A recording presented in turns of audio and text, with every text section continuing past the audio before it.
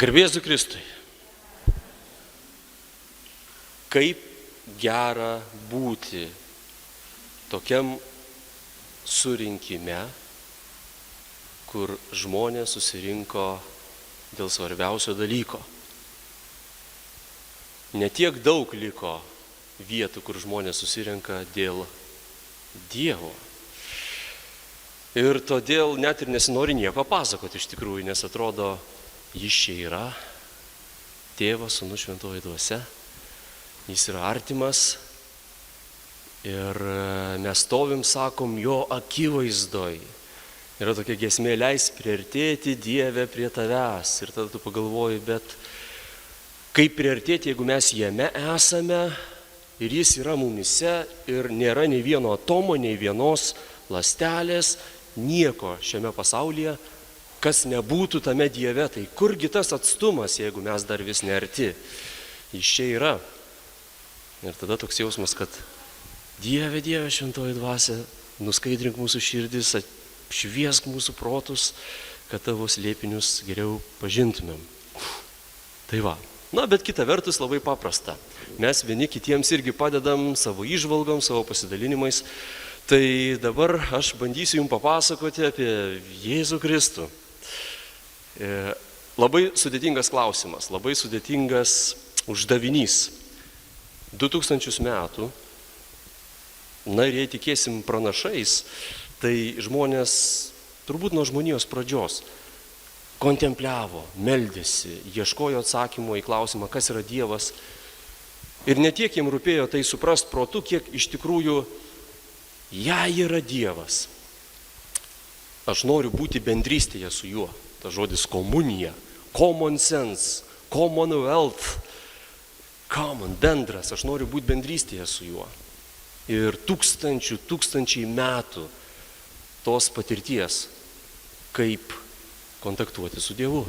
Ir dabar reikia per 1 valandą kažkaip tai tą sudėti į kažkokius tai palyginimus ir į suprantamą kalbą. Tai pabandysim tai ir padaryti. Jūs turbūt jau girdėjote apie nuodėmę ir apie nuopolį, kai Artūras kvietė mane čia šį vakarą, sako, žinai, blogų naujienų mes jau prisiklausėm, jau nuotaika ganėtinai visiems nukritusi, numušta, tai dabar reikėtų gerosios naujienos. Bet vis tiek mums reikia tai pradėti nuo tos blogos naujienos, teisingiau blogos senienos, nes jeigu Jėzus Kristus, mes sakom, kas yra Jėzus Kristus? Na, paprastas atsakymas, tai Dievo atsakas, atsiliepimas į mūsų situaciją. Jėzus yra geroji naujiena, vadinasi, iki jo mes patyrėme blogąją senieną, turbūt taip reikėtų pasakyti. Ir kas yra ta mūsų bloga situacija? Jei taip dabar, aš pasitelksiu palyginimą. Jėzus irgi kalbėjo palyginimais, kitaip jiem nekalbėjo, jis kalbėjo apie avis. Kiek iš jūsų esat matę avį? Turbūt dar nemažai, ar ne? Jeigu Belgijoje kokį užduotum klausimą, tai būtų mažiau. Bet ne visi pakėlė ranką. Ir mes sakom, palyginimus pasirenkam, nes palyginimai yra emociškai labai stiprus dalykas.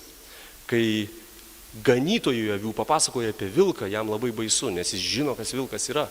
Bet kartai šiandien, kai kalbė apie vilką, žmonėm netai baisu, nes jie net niekad vilko nematė. Bet jeigu kalbė apie nuodėmę, pavyzdžiui, kaip apie kokį nors kompiuterinį virusą, visiems pasišiaušia plaukai ant galvos ir sako, žinau, kas tai yra, neduok Die, virusas kompiuteryje.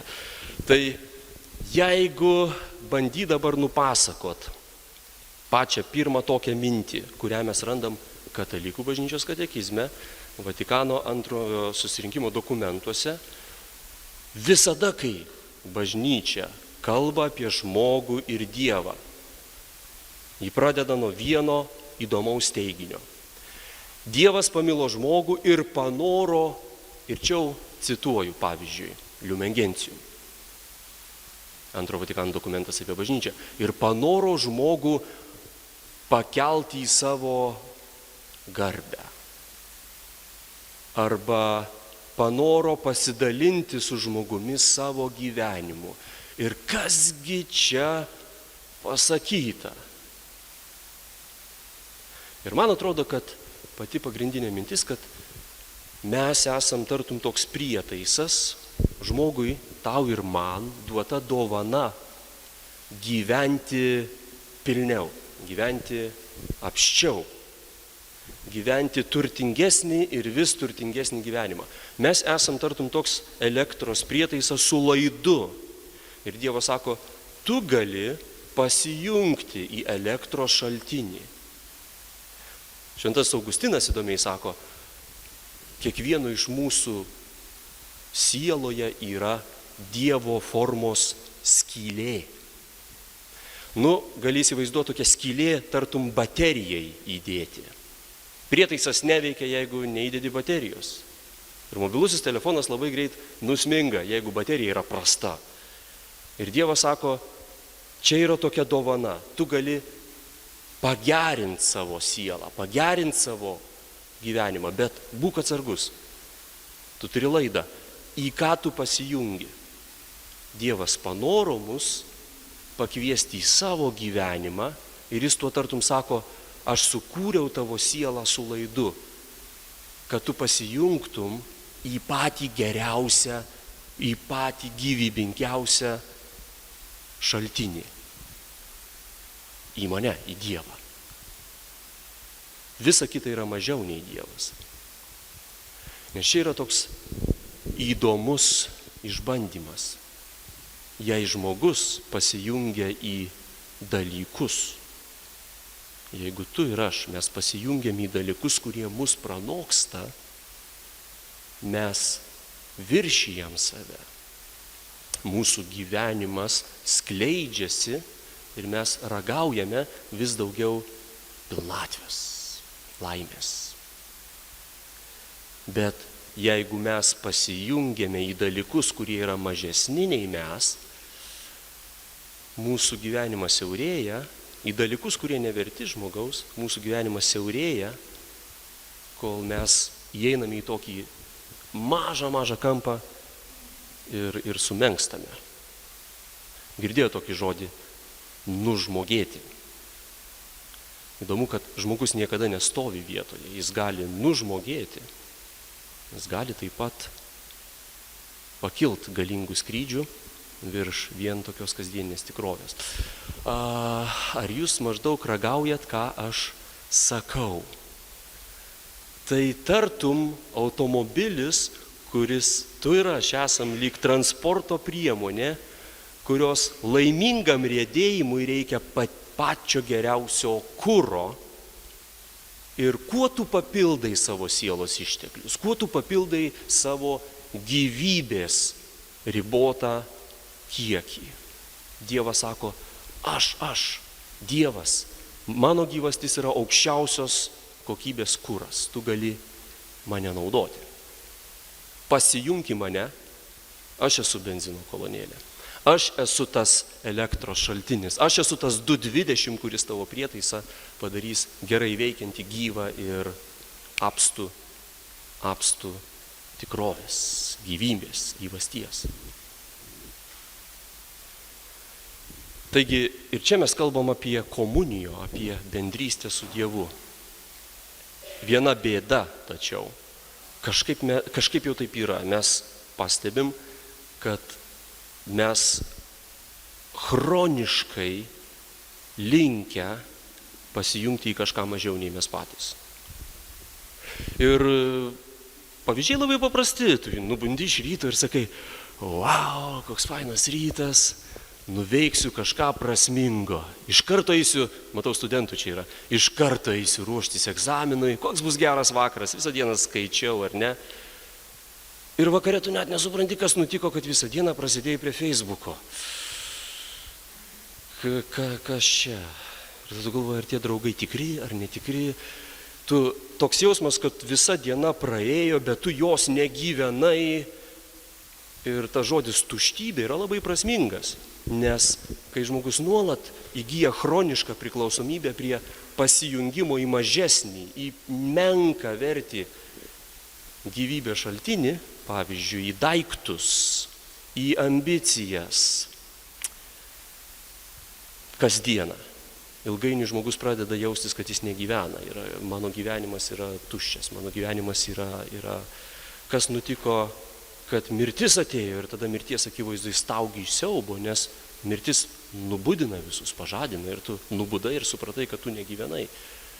Ir čia staiga pirmas kartas, kada susitikai su savim. Mirtis apnuogina ir žmogus pamato, baisiausia, kad jis pamato pats save, o visą gyvenimą jis pramiegojo. Toks jausmas. Ir jeigu mes žinome tą žodį nuodėmė, kas yra nuodėmė? Kaip mums ją apibrėžti? Nuodėmė turbūt ir gerai. Graikų kalboje, Naujasis testamentas parašytas graikų kalba. Graikų kalba nuodėmė yra hamartija.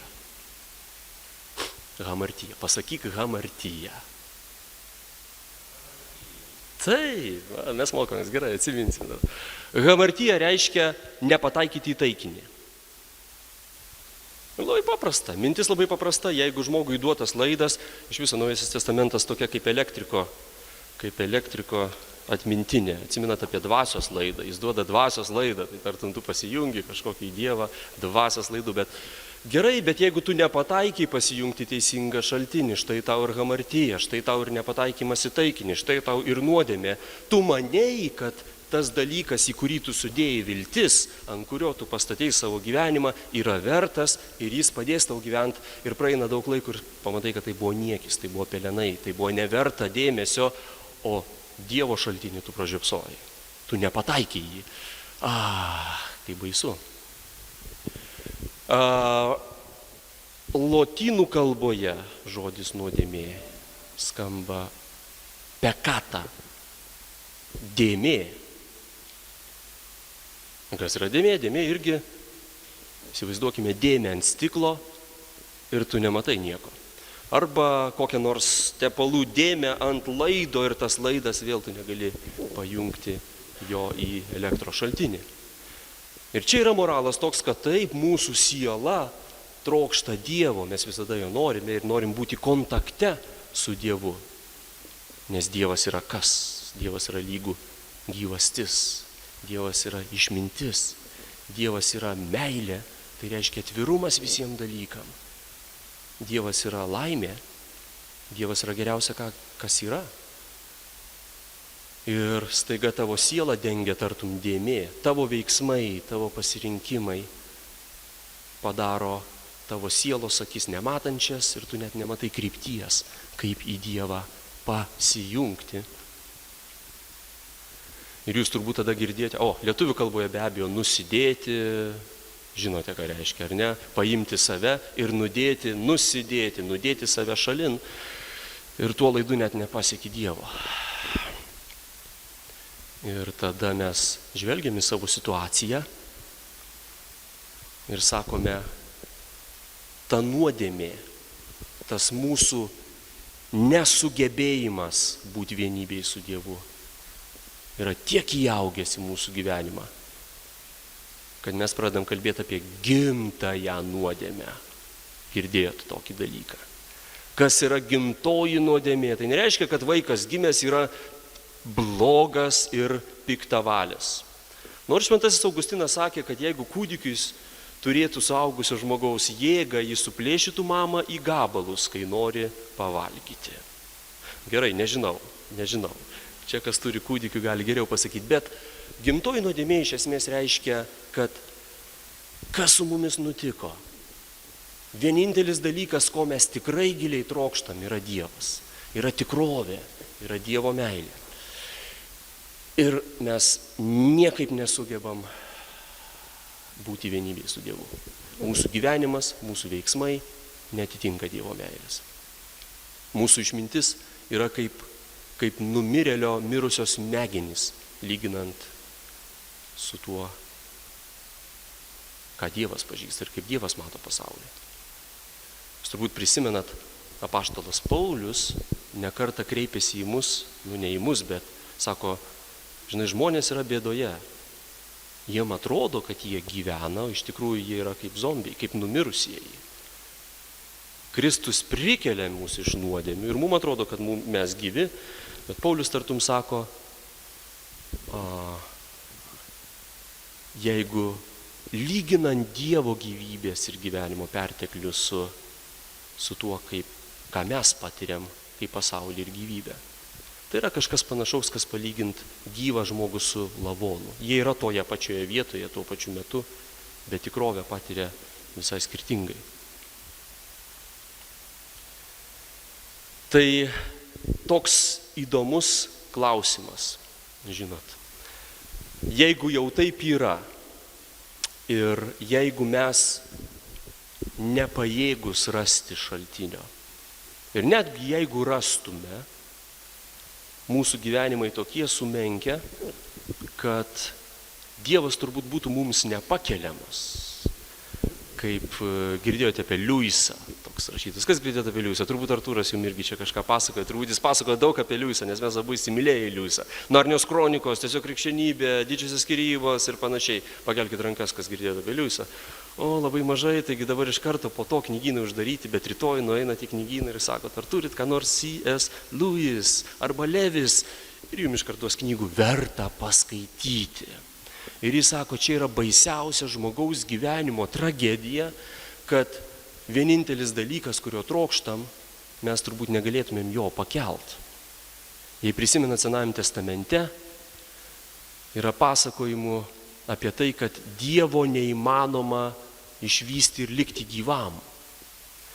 Kažkas panašaus kaip, žinai, saulė yra geras dalykas, bet pelėdos akim kelia skausmą, nes akys nepritaikytos tai šviesai.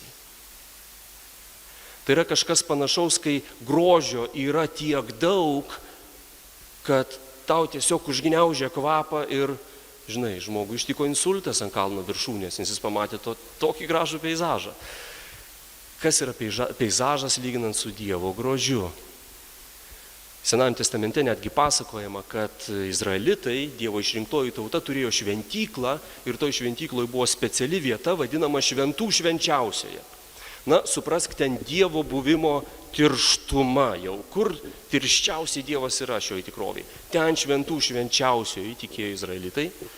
Ir tik vyriausiasis kunigas vieną kartą per metus drįsdavo įeiti į tą užuolaidom uždengtą vietą, nes visi bijojo.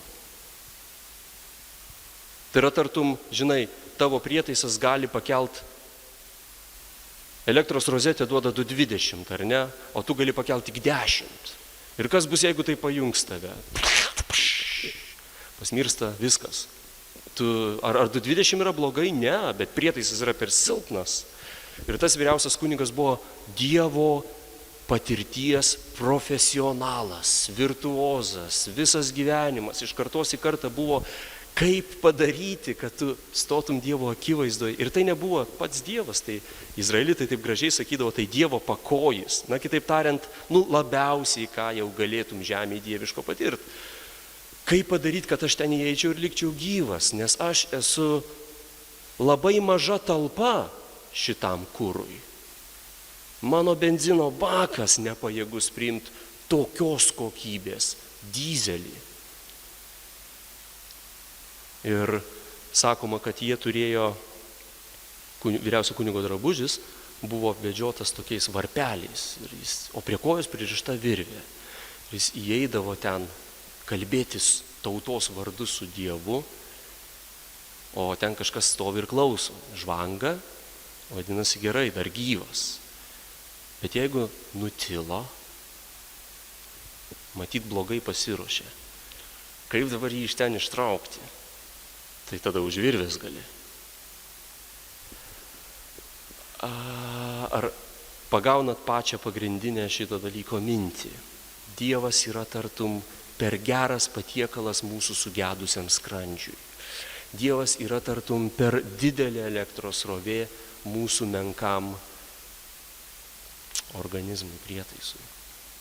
Mes norim jo, bet jeigu jis pasirodytų toks, koks yra, nes jis čia yra, bet jeigu jis nepridengtų pavidalu, čia staiga įsiskleistų ir leistų mum patirti save tokį, koks jis yra, tai turbūt iš mūsų liktų toks mažytis materijos klanas, chaotiškai įsisklaidžiusios dalelės. Mes nepakeltumėm tokio intensyvumo meilės, tokio intensyvumo išminties. Panašiai kaip labai kvailas žmogus, pavyzdžiui, aš patekčiau pas kokius nors astrofizikus ir jie kalbėtų apie fiziką aukščiausiais terminais. Ir mano protas turbūt jis išsilydytų, todėl aš ten ir neinu, juokauju gerai. Bet kažkas tokio panašaus. Panašiai jeigu žiurkėnas, šiandien su studentais kalbėjom apie žiurkėnus. Kas laikote žiurkėną? Įsivaizduojate dabar, toks sutvėrimas mažas. Bėga ten ratelyje, ar ne? Daro viską į laikraščius, graužia riešutus. Bet ką žiurkėnas mato? Žiurkėnas mato šeimą, kuri sėdi prie plazminio televizoriaus ir žiūri, ką čia tokio. Batmaną, gal ne, kokią melodramą ten nuostabią gražią, gilų labai filmą. Ir žiurkėnas sako, įdomu, kas tai yra, kaip aš norėčiau suprasti, kai parodo riešutus, tai dar aš susižadinu, kažką tokio jaučiu, žinai, bet kas ten jie ten kažką verkia, bėga ten ašaros, kažkas vyksta, muzika, garsai, emocijos, aš žiūriu į tuos žmonės ir matau, kad jiem tai kažkas yra, bet man tai yra per daug. Ir žiurkėnas sako, kaip norėčiau patekti į žmogaus karalystę. Žinot, mes žmonės sakom, o kaip patekti į Dievo karalystę? Mes tokiam, bet ir čia žiurkėnas sako, kaip norėčiau suprasti, kiek daug knygų, bet, žinai, nuskanios, bet jie tai kažkaip ten skaito ir staiga tai graudinasi, tai juo kažkas darosi, jis žiurkėnas nutokia, kad žmogaus pasaulis turtingesnis.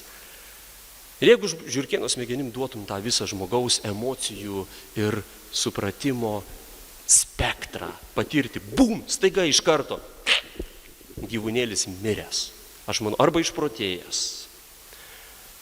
Čia šiek tiek panašiai, kaip prisimenat, ikonose rodoma, kaip Jėzus atsimainė ant Taboro kalno.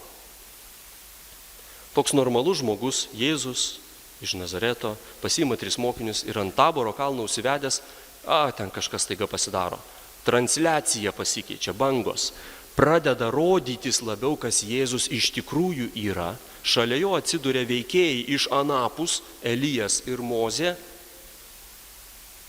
Ir ikonai visada matom tvarkos sferą, Jėzus ir Elijas, Mozė, o pačioj apaštalai Jonas, Petras, Jokūbas suvirtę žemyn galvomis. Užsidengę akis, jie ten betvarkė visišką. Jie negali to pakelti. Ir Evangelijose skaitom, jie pradeda kalbėti niekus. Gal čia apsigyvenam, gal palapinę statom, kaip apsvaigę žmonės, kuriem įsijungia tam tikra mąstymo dalis. Jiem gera, bet jie jau nefunkcionuoja normaliai šitam pasaulyje, kai Dievas prisiartina. Jie pradeda tirpti. Tai yra panašiai kaip Dievas yra tartum ugnis. Ir bažnyčios tėvai naudoja šitą palyginimą. Dievas kaip ugnis, žmogus kaip ledas. Ir jeigu ugnis artėja prie ledo, ledas viskas. Ledas negali pakelti ugnies. Tai čia taip palyginimais galėtumėm pasakyti, kokią situaciją Dievas, į kokią situaciją Dievas ateina. Ir kodėl toks svarbus yra Jėzus Kristus. Konfliktas išsprendžiamas asmenyje, kuriame šitos rūšies genai ir šitos rūšies gyvenimo ir pasaulio patirtis, ir šitos rūšies genai ir gyvenimo pasaulio patirtis, tos 2 skirtingos patirtys, 2 skirtingos rūšys, 2 skirtingi gebėjimų rinkiniai atsiduria viename inde, viename asmenyje. Ir tas asmuo pradeda naują erą. Ir čia yra kažkas tokio panašaus, jeigu tai palygintume, jeigu, sliekas rausiasi žemėje, erelis skraido danguje. Ir sliekas sako, kaip aš norėčiau pamatyti, kai viskas atrodo iš viršaus. Ir tada kažkokiu stebuklingu būdu atsirastų nauja būtybė. Erelis sliekis. Sliekas toks, žinai, jis nemato, jis negirdi, jis tik ėda. Sliekui tai būtų siaubingai išplečianti ir turtinga tikrovės patirtis. Ir kažkas panašaus, kai mes kalbam apie tą žiurkėną ir žmogų, įsivaizduokite, jeigu žmogus turėtų stebuklingų galių ir sakytų, gaila man to, žinai, peliuko. Aš galėčiau pamėginti jam papasakot, ką aš čia matau. Ir žmogus taptų to žiurkėnu ir pradėtų su juo kalbėtis. Kokia kalba? Žiurkėnų kalba. Ir jis sakytų, žinai, žmonių pasaulyje yra toks dalykas, pavyzdžiui, kaip, ištikimybė. Žino žiurkėnas, kas yra ištikimybė? Ne, nes žiurkėno pasaulyje tokio dalyko nėra. Bet jis norėtų sužinoti, taip įsivaizduojam. Ir žmogus sako, žinai, kaip čia tau pasakyti, tai yra kaip tartum ypatingo skonio riešutai, kai juos atrandi, tu daugiau nevalgai morkų, nes tai yra geriausia, ką radai. Ir čia yra kažkas panašaus kaip šventasis raštas. Dievas kalba mums, jis tapo žmogumi ir kalba mums žmogiškais terminais ir žmogiška kalba. Dalykus, kuriuos mes patiriam mūsų pasaulyje. Ir jis per labai paprastus žmogiškus dalykus kalba apie dalykus, kurie pranoksta mūsų patyrimą. Bet dar giliau pasižiūrėjus, jūs turbūt visi žinot, kad krikščionims labai svarbu pasakyti, kad labai svarbi ta tiesa, kad Jėzus Kristus nėra vien žmogus. Jis yra žmogus ir Dievas viename asmenyje. Čia dabar mes jau kaip bažnyčios susirinkime sėdim ir aš sakau, žinai, krikščionys tik ir visais laikais tikėjo, Jėzus Kristus yra įsikūnijęs arba įsižmoginęs Dievas. Dievas tapęs žmogumi. Dvi rūšys viename sujungtos, suvienytos. Ar norit pabūti teologijos studentais? Truputėlį. Gerai, aš užduosiu porą klausimų, mėginkite juos atsakyti. Gerai.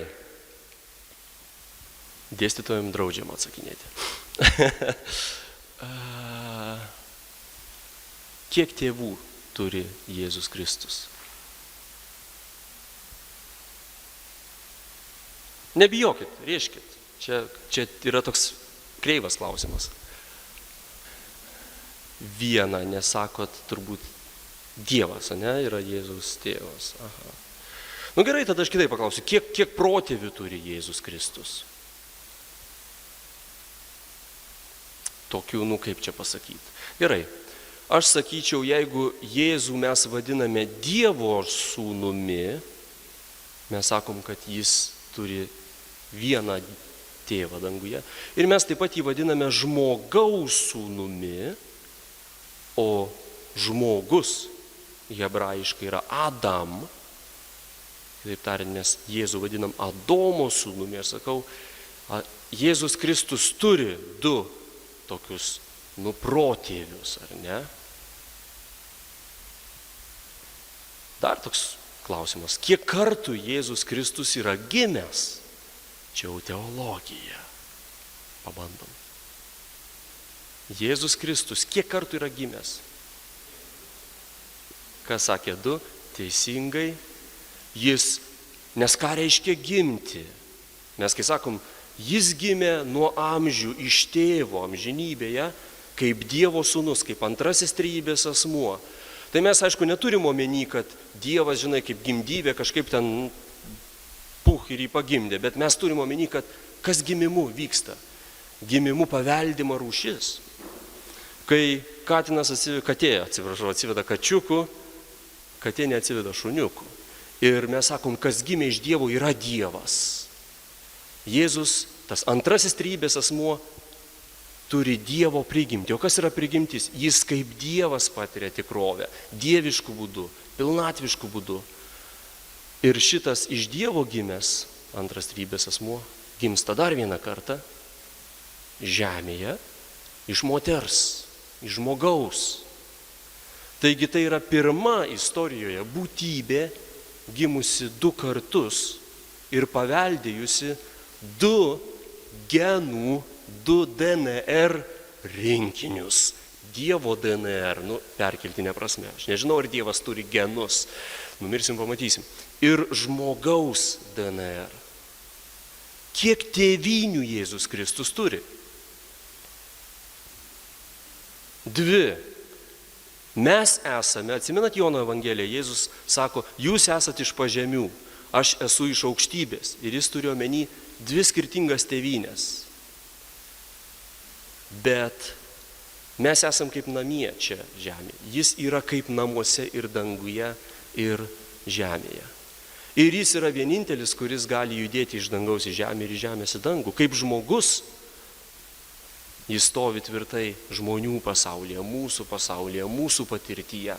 Bet kaip Dievas, jis tam pačiam taške, toj pačioj vietoj patiria sudievintą pilnatvišką tikrovę. Ir jeigu tai pabandyt pavaizduoti vaizdiniais, krikščionys visada naudojo vaizdinius. Nes tai, ką aš čia sakau, irgi yra palyginimai. Gražus pavyzdys būtų, mums labai svarbu valgyti vitaminus. Bet gali būti daug paaiškinimų, kaip vitaminai veikia mūsų organizmą. Ir kai kas iš mūsų net nekeliam tų klausimų, bet valgom vitaminus. Ir čia irgi svarbiausia būti vienybėje su Dievu. Bet yra daug paaiškinimų. Ir vienas iš paaiškinimų yra štai čia. Ir kartais jūs turbūt žvelgdami į kryžių matote tokią kaukolę po kryžium, ar ne?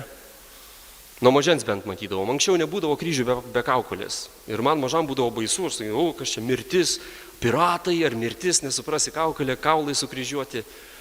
Bet paskui aš pradėjau skaityti pirmuosius krikščionis, tuos senovinius raštus, kaip įdomu. Krikščionys tikėjo, kad Golgotoje buvo palaidotas Adomas su Ieva. Kad ten buvo Adomo kapas.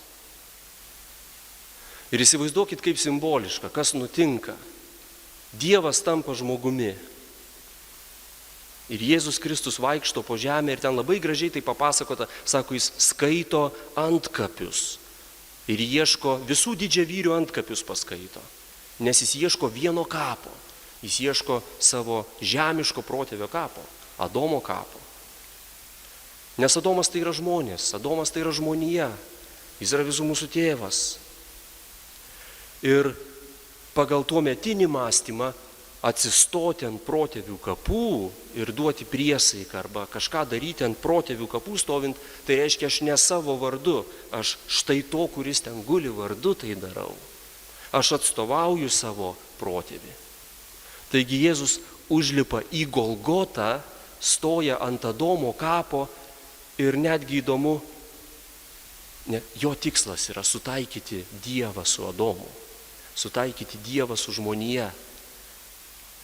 Ir šitas tarpininkas, kadangi jis vienintelis ateina nuo Dievo ir ateina iš žmonių taip pat, jis yra Adomo palikuonis ir jis kartu Dievo palikuonis, jis stoja tarp šitų 2 tėvų, pakimba niekieno erdvėje, neutralioje dėrybų zonoje, jis kojomis neliečia žemės, rankomis neliečia dangaus, jis užpildo tarpą tarp Dievo ir žmogaus.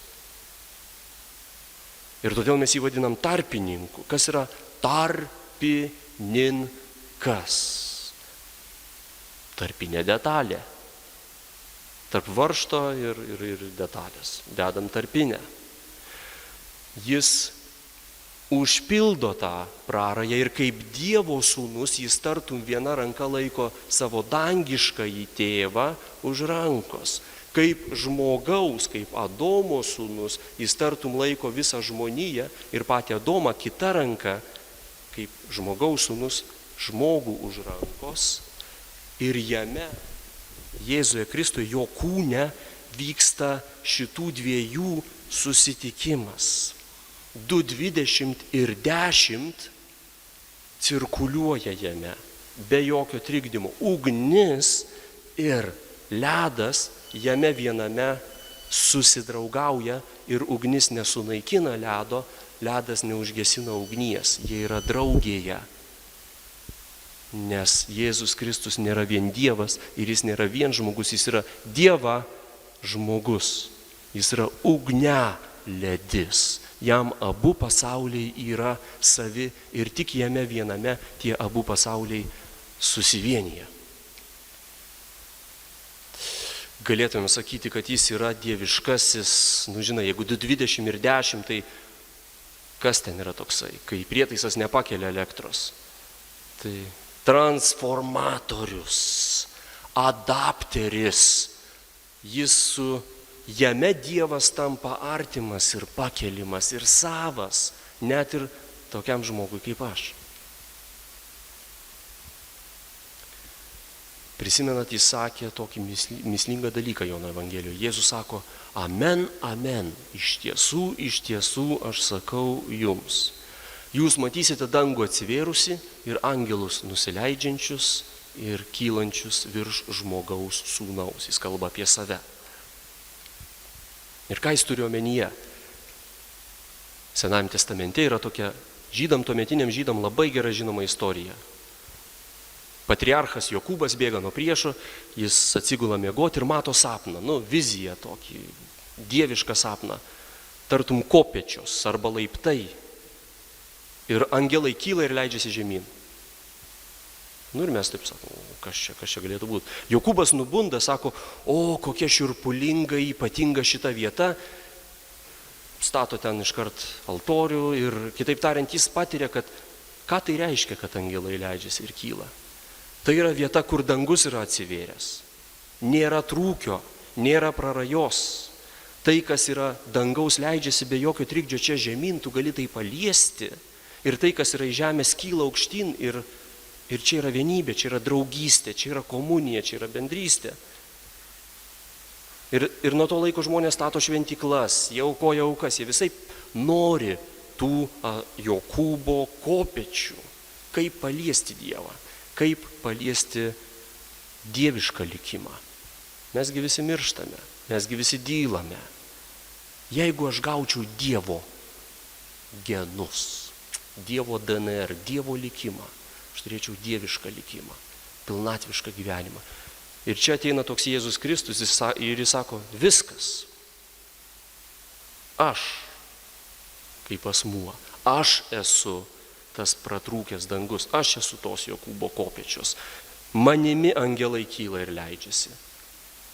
Paliesk mane ir tu lieti gyvybės medį. Kiek tautų turėjo mitus apie gyvybės medį, apie pupos stiebą, kaip augo, pradūrė dangų ir tada galėjo užlipti. Visais laikais žmonės ilgėjosi, kad aš galėčiau gyventi pilnesnį gyvenimą. Kad aš sugebėčiau mylėti, kad aš sugebėčiau suvokti, kad aš sugebėčiau būti pilnas. Ir mes vadinam jį gerąją naujieną, nes iki tol nieko tokio nebuvo. Krikščionis turėjo net gerai padirbėti, kad surast naujus žodžius, naujus terminus, kalbėti apie tokią būtybę. Čia nėra toks pusdievis arba pusžmogis. Jis nėra 50% Dievas, 50% žmogus, 100% dieviška būtybė, 100% žmogiška būtybė. Nieko tokio lygi šiol nepatyrėm, kažkas visai naujo. Ir įdomu yra tai, ir čia yra gerosios naujienos esmė, mes skaitome Naujajame testamente, kad jis yra tik pirmasis modelis. Pirmgimis tarp brolių. Girdėjote tokį pasakymą, Jėzus kaip pirmgimis. O ką reiškia pirmgimis? Jeigu, kaip čia dabar pasakyti, jeigu katytė atsiveda kačiuką, tai tu žinai, kad antras irgi bus kačiukas. Tos pačios rūšies būtybė. Ir čia mes matom Dievo eksperimentą, Dievo pirmąjį sprendimo modelį. Jis yra pirma tokio tipo ugnialedis, dievažmogis, tokia būtybė. Truputį patirštinsiu spalvas, nes tai, ką aš šneku, visa tai yra katekizme. Ten kitais žodžiais pasakyta, bet dabar, kai jūs skaitysit, jūs suprasit visai kitaip. Gerai, atsimenat Nikodemas, vienas iš fariziejų, žydų, ritualo ir šventraščių žinovų, ritualo ekspertas. religijos žinovas, Nikodemas, ateina naktį pas Jėzų ir sako, ką man daryti, kad įeičiau į Dievo karalystę. Žiurkėno klausimas, prisimenat? Ką man daryti, kad aš patekčiau į žmogaus karalystę? Ką tu gali žiurkėnui pasakyti? Kaip žiurkėnui įeiti į žmogaus karalystę? Žinai, tu pasistenk. Mes tau padarysim tokių mažų knygelių, įmesim ten į tą narvelį, gal, žinai, kažkaip tu taip cilindrą mažą. Jokių būdų. Žiurkėnas tiesiog neturi žmogiškos prigimties. Mūsų genai mums leidžia tikrovę patirti taip, kaip mes ją patiriam. Mes turim ne vien 5 pojūčius, bet ir prasmės pojūtį. Žmonės kuria poemas, žmonės stato šventyklas ir nuostabius meno kūrinius daro ir sukuria kompiuterį. Žiurkėnas tiesiog bėga rateliu. Tai nuostabi maža būtybė. Bet jis sako, o kaip būtų faina, kaip būtų nuostabu, jei aš galėčiau matyti tą filmą žmogaus akimis. Aš galėčiau patirti tą žmogaus emocijų spektrą. Ir ką tu gali pasakyti žiurkėnui? Jūsų atsakymas. Tu turi gimti iš naujo. Tu turi gauti žmogaus genus. Tu dabar gimęs iš žiurkėno. Tu, jei nori tapti žmogumi, tu turėtum būti gimęs iš žmogaus. Ir Jėzus tą pasako Nikodemui, sako, jei nori įeiti į dangaus karalystę, turi gimti iš naujo. Tu dabar gimęs iš kūno ir kraujo, iš žemės. Tu turi gimti iš aukšto. Tu esi žmogus, tu turi žmogišką DNR, tu turi gimti iš Dievo, kad gautum Dievo prigimti, Dievo genus. Tada tu būdamas čia toj pačioj vietoj staiga pasaulį patirsi dangiškų būdų. Viskas bus tikriau, pilniau, tu būsi laimingas. Nikodemas labai teisingai supranta tą klausimą. Jis supranta, kad čia neperkeltinė prasme kalbam. Jis sako, Jėzau, pradžioje sako, kaip įmanoma įeit man dabar į motinos įsčias ir vėl gimti. Jėzus sako, ne apie žmogišką gimimo kalbų, iš Dievo gimti. Ir čia yra toks įdomus pavyzdys, kurį Liujisas, tas pats Liujisas pasako, genialusis. Kažkas panašaus įsivaizduokit, jeigu Liujisas sako, Jėzus Kristus yra nauja evoliucijos pakopa. Tai yra tai, į ką Dievas žmogų pašaukė. Tapti štai tokiu pilnatvišku žmogumi. Ir dabar įsivaizduokit, jeigu tu, žmogus, atėjai į vienaląsčių auditoriją. Kas yra vienaląsčiai? Tokie maži sutvėrimai, niekad nemačiau, kažkaip rankos nespaudžiau, rankų irgi neturi. Vienaląsčiai dauginasi dalinimosi būdu, ar ne? Ten nėra lytinio dauginimosi. Tiesiog dalinasi toks tartum amžino gyvenimo variantas. Ir tu sakai, bet žinokit, ateis diena, jau dabar jį yra, ir tu gali parodyti į save vienaląsčiam, kai bus lytinis dauginimasis. Bus 2 lytys, toks keistas, nesuvokiamas dalykas. Ir vienaląsčiai tada, ką tu čia šneki, mes to nematom, nieko, pasižiūrėk, visi dauginasi, nėra tokio dalyko, visi dalinasi. Bet evoliucijoje atsitinka staiga lytinis dauginimasis. Ir čia staiga ateina toks pas mus žmonės, Jėzus Kristus, ir sako, žinot ką, atėjo nauja pakopa, dvasinis gimimas. Gimti iš dvasios, iš Dievo. Ir tu sakai, kad taip aš nematau, taip nesidaro kažkaip. Tai mesgi taigi kūniškai dauginamės, reiškia, tik tais taip ir yra, ir niekaip kitaip ir nėra, ir negali būti. Identiška situacija. Bet Jėzus sako, palaukit, bet aš gimęs iš Dievo ir tapau žmogumi. Ir dabar įsivaizduokit tokį paprastą dalyką. Apaštalas Petras sako, čia sprogdina protą. Aš nežinau, ar jūs girdėjote tą per pamokslus, bet apaštalas Petras sako, Dievas daro viską, kad žmogus taptų dieviškos prigimties dalininku. Kitaip tariant, kad žmogus gautų dievišką prigimtį. Ir tada jūs skaitot katalikų bažnyčios katekizme, kas pasakyta apie krikštą. Labai keisti dalykai. Krikštu į mus įdedama, įliejama, čia du nesuprantami visai žodžiai. Pašventinančioji arba pašvenčiamoji malonė. Išverskim paprastą kalbą. Malonė yra pats Dievas. Pašventinantis, kas Dievas yra? Dievas yra vienas šventas. Ir jis nori pašventinti žmogų. Tai įsivaizduokit, pavyzdžiui, nesūrus maistas, prieskas, jam trūksta sūrumo. Nesūrų mes pasūdinam. Tai reiškia, duodam sūrumo ypatybių, savybių.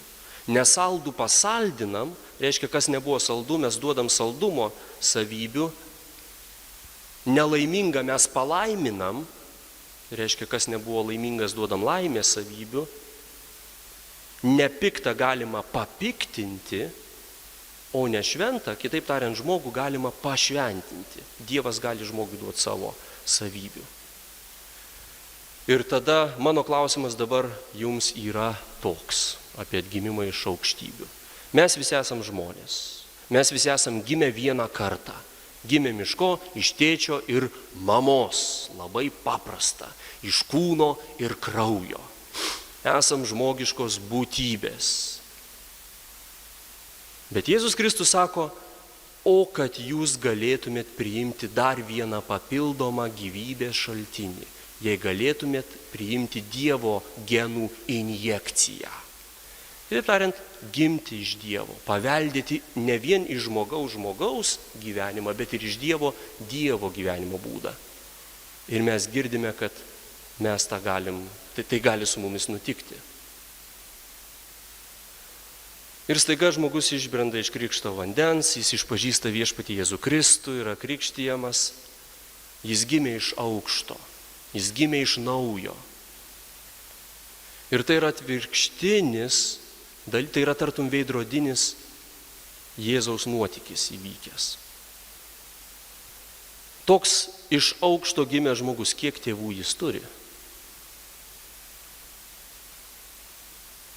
Toks žmogus turi savo tėtį mamą ir jis taiga dar turi dar vieną tėvą danguje. Kiek tėvynių toks žmogus turi? 2.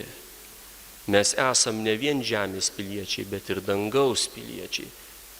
Turim 2 pasus. Kiek kartų gimę mes esam? 2. Žemiškų būdų ir dangiškų būdų. Ir ką mes krikštu gavome? Dieviškąją prigimtį, Dievo genų paketą, Dievo savybių rinkinį.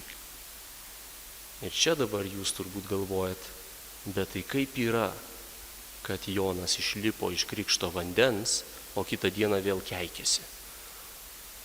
Ir kodėl jis netapo nemirtingas iš karto, ar ne?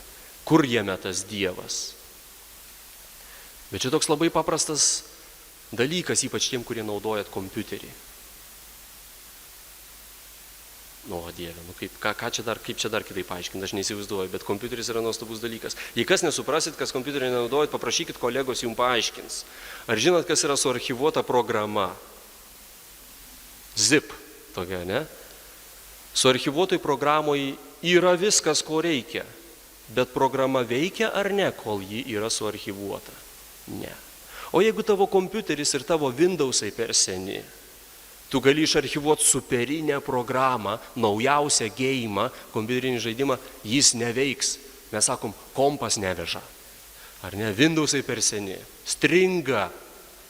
Tai čia yra kažkas tokio, žinai, Dievas įdeda save patį, suarchyvuotą.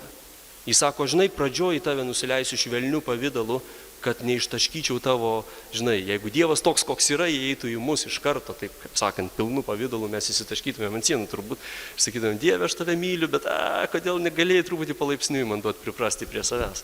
Bet čia kaip užsigrūdinimas. Maudytis šaltoje eketėje geras dalykas ar ne?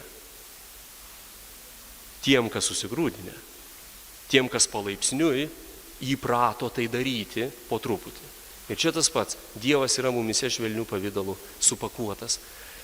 Ir jis sako, žinai, žiūrim tavo Windowsai kokie, koks tavo kompiuteris, kiek tu pajėgus priimti mano gyvastį. Nes Dievo gyvastis yra tai yra 2.20, tai yra per daug. Ir tada žmogus sako, gerai, aš darau vietos tau, Dieve. Ir motina Teresė labai greitai padarė tos vietos. Gal nelabai greitai, bet tikrai daugiau negu Benas Ulevičius. Ir tai yra Beno Ulevičiaus didelė problema ir bėda. Aš jau esu Dievo sūnus, nes manyje yra Dievo prigimtis, bet aš galėčiau būti geresnis sūnus. Motina Teresė atsinaujino savo programinį įrangą. Kitaip tariant, ji savo gyvenimą taip uoliai taikė prie to, kas joje jau apsigyveno, prie Dievo meilės, prie Dievo veiksmo, kad joje staiga pradedi matyti, pro tą žmogų pradeda švytėti jau Kristus. Nes krikščionis reiškia toks kaip Kristus. Mes sakom, krikščionis nuo žodžio krikštas, bet tai yra netikslus vertimas. Graikų kalboje christianos, anglų kalba Christian, rusiškai kristianin, Christos, Kristus, kristietis, kiekvienas iš mūsų, toks kaip Kristus. Mumise yra Kristus. Ar matosi jis? Ar jis prasišviečia pro mus? Ar gali įvykti mūsų atsimainimas ant Taboro kalno?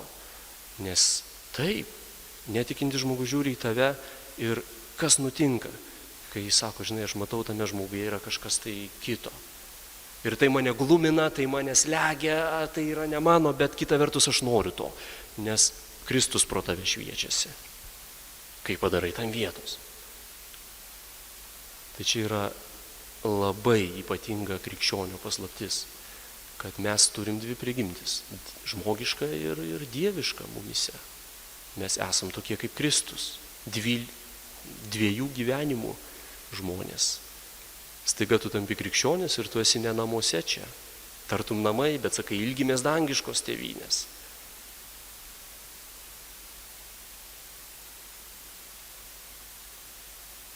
Tai po viso šito galima be galo daug kalbėti. Krikščionis labai skirtingais būdais paaiškindavo, rasdavo palyginimus to meto žmonėms suprantamus, kaip Kristus sujungė Dievą su žmogum. Pavyzdžiui, vieni kalbėjo apie Romos imperijoje,